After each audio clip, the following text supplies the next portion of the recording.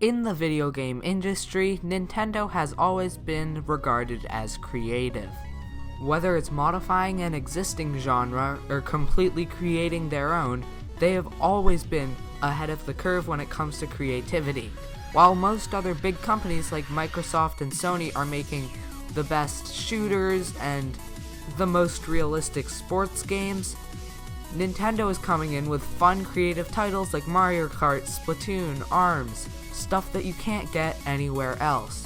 But when presented the evidence I'm about to show you, one can't help but question, is Nintendo plagiarizing?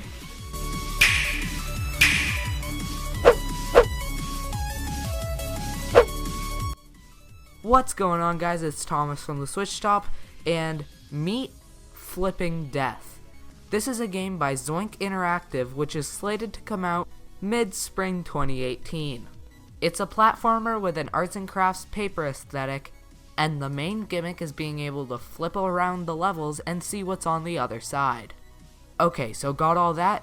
Okay, good. So now let's head on forward in time to Nintendo's 2017 E3 conference. So literally the trailer directly after Metroid Prime 4 is the new Yoshi game. A platformer with an arts and crafts paper style aesthetic where the main gimmick is flipping around the stages. Wait a second. Yeah, okay, so you don't need my garbage acting to tell you that these games are pretty frickin' similar. They even both make a the other side pun. You can hear the narrator in Flipping Death say, "For penny don't, death had a strange flip side."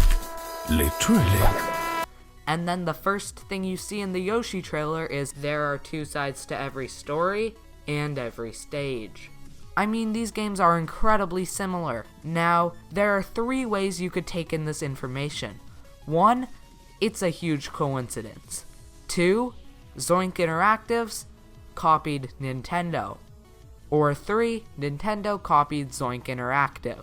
Well, I mean, obviously number 1 is the most realistic choice, and to be real, that's probably what happened. And while I doubt that Nintendo really did copy Zoink Interactive, it kinda makes logical sense if you think about it. Once again, I'm not saying Nintendo copied Zoink Interactive. I intentionally even left the title of this video a question because I'm just going to present you guys with the information. You make your own decisions. Alright, so with all that out of the way, let's get into some of my reasons.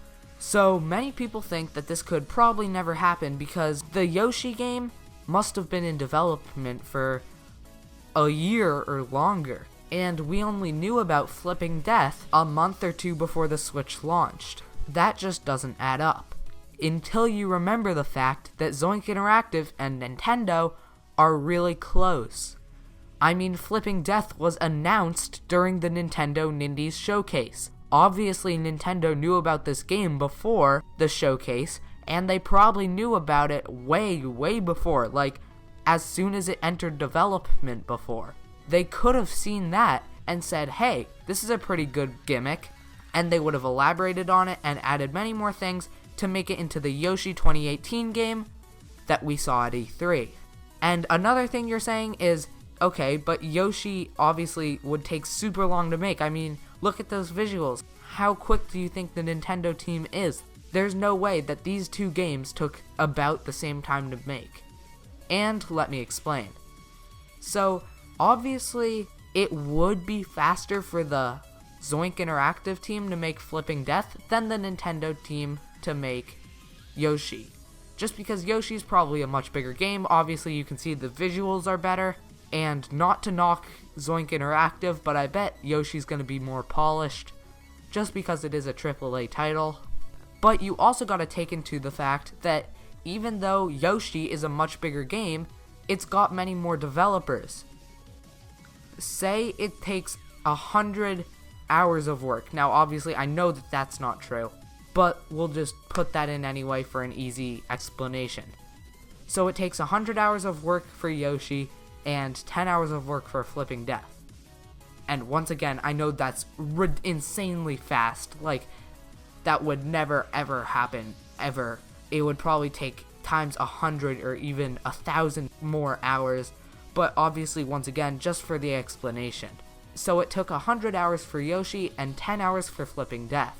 But if Zoink Interactive only had one person working on it the whole time, and Nintendo had 10 people working on it the whole time, then obviously that equals out to the same thing. Because while Nintendo has 10 times the amount of work, they have 10 times the amount of workers doing it as well. I don't know if that made sense. I wanted to give you guys kind of a visual explanation for that and not make it super mathy, but obviously it's just division, like, it's completely simple. But I don't know how much math to put in YouTube videos, because, like, who likes watching math? But anyway, so I hope that made sense. And another point is, what are the chances, okay? Like, this is astronomically low chances. So what are the chances that Nintendo starts to work on a paper aesthetic Yoshi game for the Nintendo Switch coming out in 2018, probably early 2018 too. I don't know if it was confirmed Q1, but definitely in spring. At the same time, Zoink Interactives is creating a paper-based platformer where the whole main mechanic is flipping around the stages, and it's coming out in mid-spring 2018 exclusively for the Nintendo Switch. I mean, come on! And not only that, but these two companies work together and Nintendo knows about the game before it's even announced. I mean, you gotta believe me on this one. Also, if you take into account that the graphics in the new Yoshi game for the Switch are actually very reminiscent, if not directly ripped from Woolly World, which uses the same paper aesthetic. Yoshi's still made of wool in this 2018 game, and we're not sure about this yet because there's no title for the Yoshi game, but it could be a direct sequel. I mean, we don't know. But if it was, we wouldn't be surprised. Obviously, a lot of the same assets were pulled from Woolly World, so that would shorten development time dramatically. Anyway, guys, I mean, I know that chances are this didn't happen, and chances are I'm going to get a lot of dislikes on this video for hating on Nintendo when obviously nothing could be further from the truth. I'm just saying, these coincidences are a bit too big in my opinion, and I don't know, probably this didn't happen. It probably wasn't a big whole conspiracy like this where Nintendo copied, but it's really fun to think about, and the coincidences, in my opinion, are a bit too great for it to just be, well, a coincidence. Well, thank you guys so much for watching. If you liked listening to me talk about a good indie game, Flipping Death, then you might want to listen to me talk about a bad indie game. Click on the screen right now to see my review of 36 Fragments of Midnight. It's my first ever review, and it was a pretty funny game, so I think it came out good. Anyway, thank you guys so much for watching, and peace out.